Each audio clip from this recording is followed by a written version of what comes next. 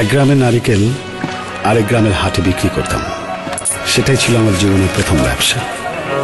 একসময় বুঝতে পারলাম গ্রামে থেকে স্বপ্নটাকে হয়তো ছোঁয়া যাবে না, ঢাকায় আমাকে যেতে হতোই। শুরু হলো আমার লজিং জীবন। সারা সন্ধ্যা পড়াতাম, সারা রাত ভাবতাম, আর সারাদিন ঘুরতাম, মানুষ দেখতাম।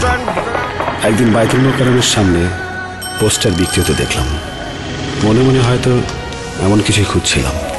চাচা, আমাকে কি আপনার কোনো কাজে লাগানো যায়? আইছে যা ফোর্ডেন থেকে। স্বপ্নটা নাগাল পেতে শুরু হলো আমার পথে পথে ঘোরা।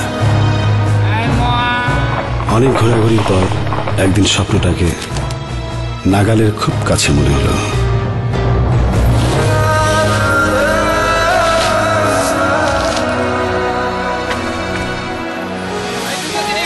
সেই ছিল আমার দিন বদলের শুরু। সবকিছু ভালোই কাটছিল, কিন্তু